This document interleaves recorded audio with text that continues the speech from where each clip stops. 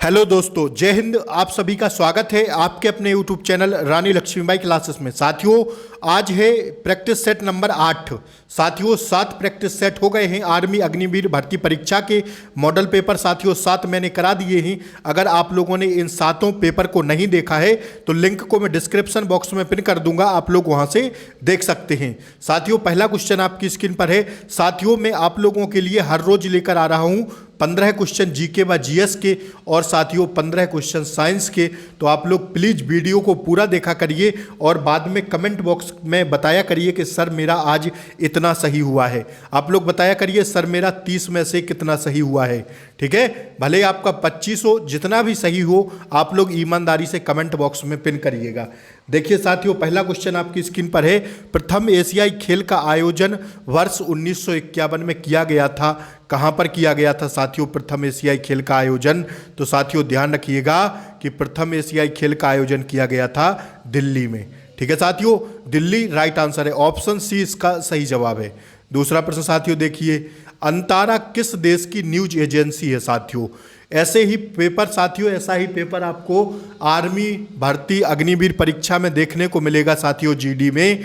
देखिएगा साथियों, अंतारा किस देश की न्यूज एजेंसी है? तो साथियों ध्यान रखिएगा इंडोनेशिया की। कहाँ की साथियों? इंडोनेशिया की है। तीसरा प्रश्न साथियों देखिए, पाकिस्तान के साथ हुए 1965 के युद्ध के समय भारत के राष्ट्रपति कौन थे साथियों? तो ध्यान रखिएगा उस टाइम भारत के राष्ट्रपति कौन थे साथियों? तो इसका सही जवाब हो जाएगा कौन साथियों? एस राधाकृष्णन। ऑप्शन बी इसका सही जवाब हो जाएगा। ऑप्शन देख लीजिए आप लोग चारों। आइए देखिए साथियों, चौथा प्रश्न आपकी स्क्रीन पर। मई 1998 में पोखरण में आणविक परीक्षण करने की संक्रिया का कूट नाम क्या था साथियों? तो ध्यान रखिएगा क्या था कूट नाम साथियों? इसका सही जवाब हो जाएगा क्या साथियों? ऑप्शन दूसरा बुध। ठीक है, आइए पांचवा प्रश्न साथियों देखिए, राष्ट्रीय सुरक्षा अकादमी एनडीए कहाँ है साथियों? तो आप लोग सब लोग जानते होंगे कहाँ पर है, खड़गवासला। कहाँ पर साथियों? खड़गवासला में। ठीक है, चौथा ऑप्शन इसका राइट आंसर है। आइए छठवां प्रश्न साथियों देखिए, भारत ने रूस के एडमिरल गोर्स्कोव खरीदने के लिए एक समझौता हस्ताक्षर किया, यह एक है क्या साथियों? तो ध्यान रखिएगा कि यह क्या है साथियों? इसका सही जवाब हो जाएगा ऑप्शन एक, वायुयान वाहक है यह। ठीक है, आइए अगला प्रश्न साथियों देखिए, सातवां प्रश्न आपकी स्क्रीन पर। आइए और छोटा प्रश्न किए देते हैं साथियों, पहले देख लीजिए आप लोग क्वेश्चन को ढंग से, ऑप्शन बाद में देख लीजिएगा। कारगिल क्षेत्र को पाकिस्तानी घुसपैठ से मुक्त कराने के लिए भारतीय सेना ने एक बृहद अभियान प्रारंभ किया था। ठीक है, वह अभियान किस तिथि को प्रारंभ किया था साथियों? तो देखिए साथियों, अब एक बार दोबारा क्वेश्चन सुनिए। कारगिल क्षेत्र को पाकिस्तानी घुसपैठियों ने से मुक्त कराने के लिए भारतीय सेना ने एक बृहद अभियान प्रारंभ किया था, वह अभियान किस तिथि को प्रारंभ किया गया था? तो साथियों अब देखिए आप लोग ऑप्शंस, वो तिथि कौन सी थी साथियों? तो इसका सही जवाब हो जाएगा, क्वेश्चन नंबर कितना है साथियों? क्वेश्चन नंबर है 7। तो इसका सही जवाब हो जाएगा कौन सा साथियों? देखिए आप लोग कमेंट करके बताइएगा इसका सही आंसर क्या होगा साथियों? तो इसका सही आंसर होगा 26 मई 1999 को। ठीक है, आइए आठवां प्रश्न साथियों देखिए, अब आप लोग, बोकारो स्टील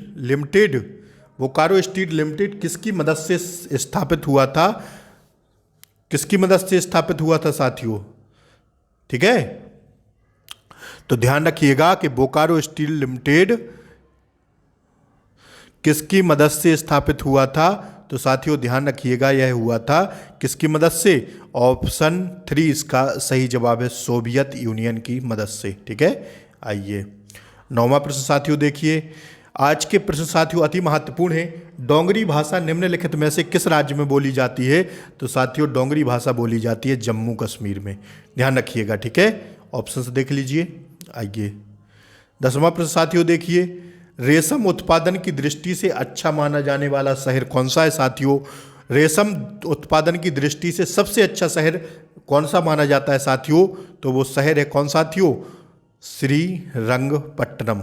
ठीक है, आइए 11वां प्रश्न आपकी स्क्रीन पर है, अंतर्राष्ट्रीय बाल अधिकार दिवस कब मनाया जाता है? तो आप सब जानते होंगे कि कब मनाया जाता है साथियों। अंतर्राष्ट्रीय बाल अंतर्राष्ट्रीय बाल अधिकार दिवस कब मनाया जाता है? तो ध्यान रखिएगा साथियों, कब मनाया जाता है? इसका राइट आंसर है 20 नवंबर को।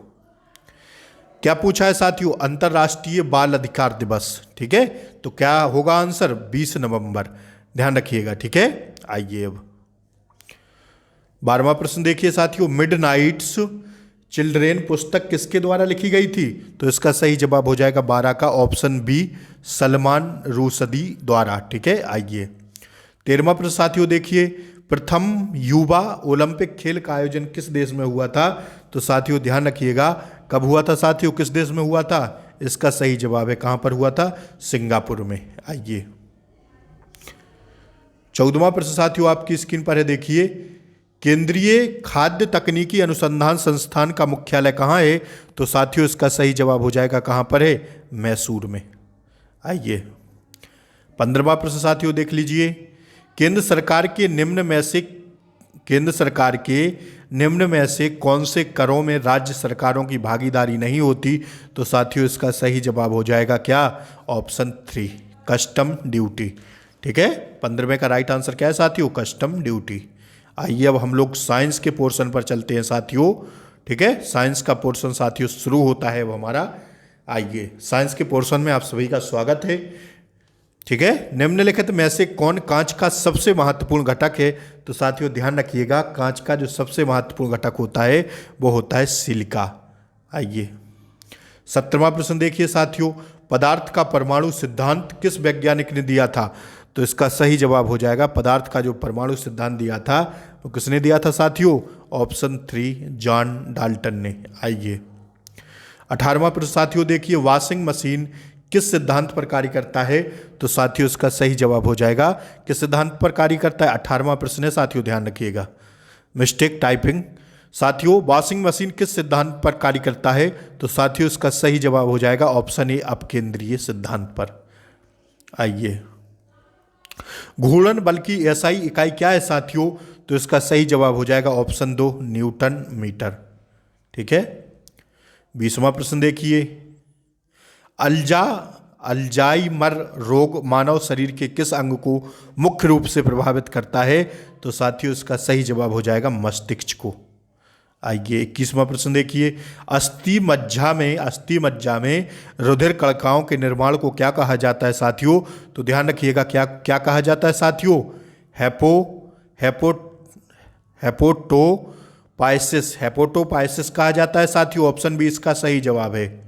आइए 22वां प्रश्न साथियों देखिए, फ्लोरोसेंट लैंप में चोक के उपयोग का उद्देश्य क्या है साथियों?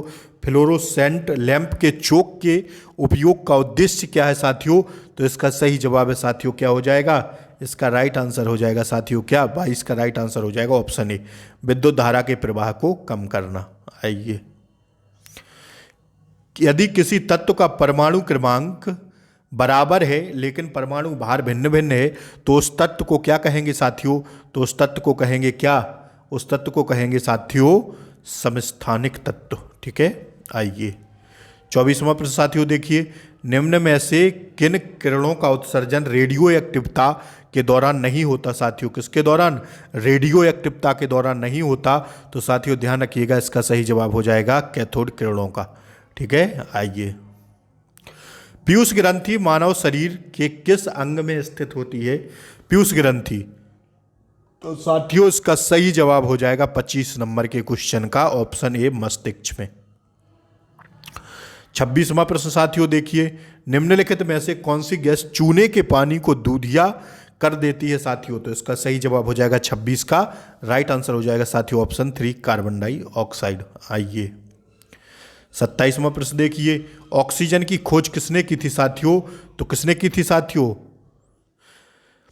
कार्ल सीले और प्रिस्टले, ये दोनों साथियों ए और बी सही है। ठीक है साथियों, ऑप्शन चौथा वाला सही है इसमें। ठीक है, आइए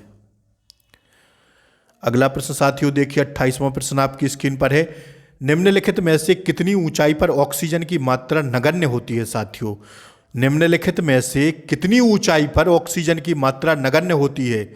नगण्य होगी साथियों, तो इसका सही जवाब हो जाएगा 120 किलोमीटर की ऊंचाई पर। ठीक है, आइए 29वां प्रश्न साथियों देखिए, हमारे पृथ्वी पर वायुमंडल कितने भागों में बटा हुआ है? तो साथियों वायुमंडल बटा हुआ है कितने भागों में?